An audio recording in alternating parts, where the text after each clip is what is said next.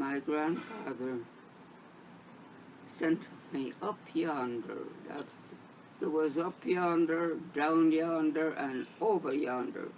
There were different sections of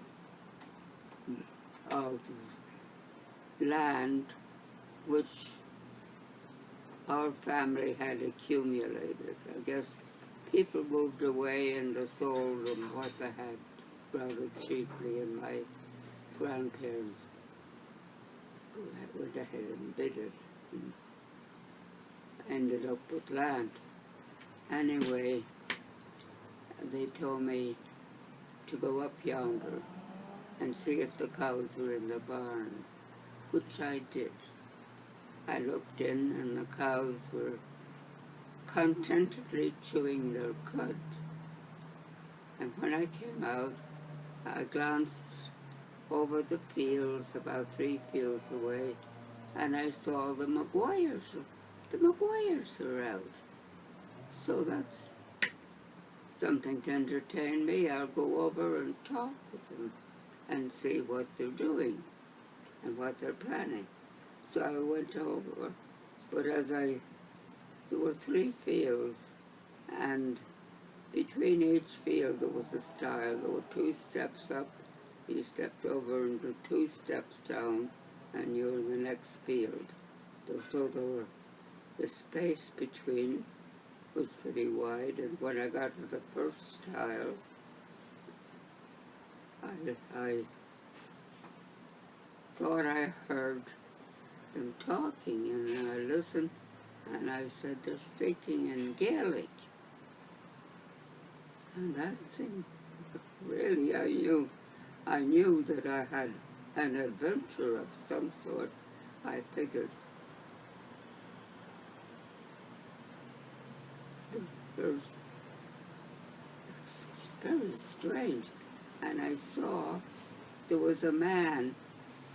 He was standing 3 fields off, and his son, 15-year-old son, was standing beside him, and he had his arms cradling, well, keeping it straight, of a long barrel gun by his side, and he was standing there, and they were looking towards me. And I thought and I heard the Gaelic, and I thought right away, they are both, but I assumed that they couldn't see me. So I thought I'll just crawl quietly over and listen to what to say, and I have a big story to tell. So I started. I was playing games.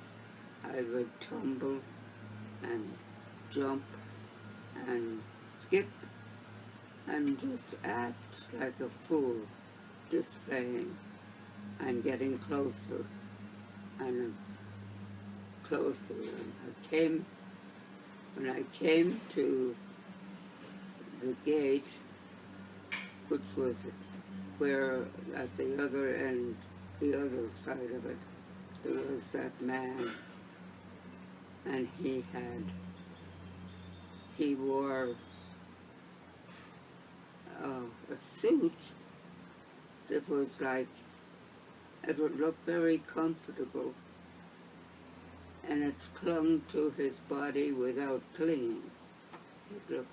And his ankles, he could ride a bicycle without having to make a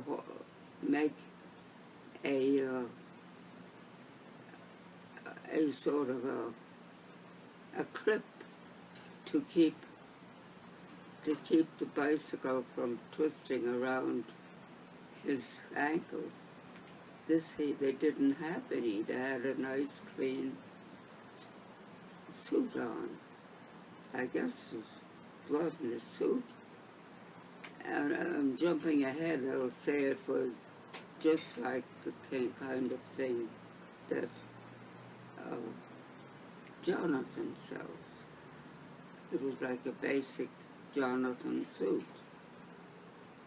So anyway, we have to jump back again where it was. I got closer and closer, and then I came to the field that he was in.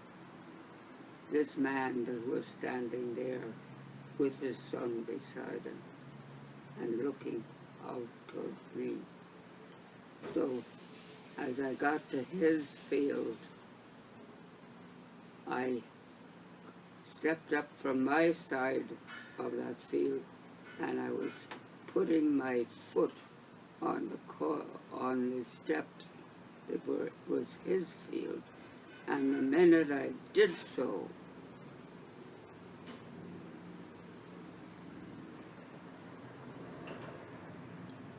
his arms shot out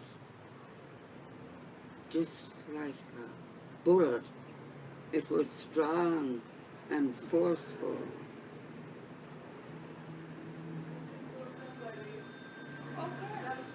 And he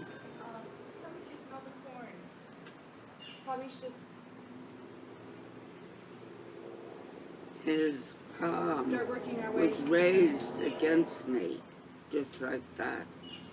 And the minute that happened, I was terrified all over, completely terrified, and I dashed home to my grandmother.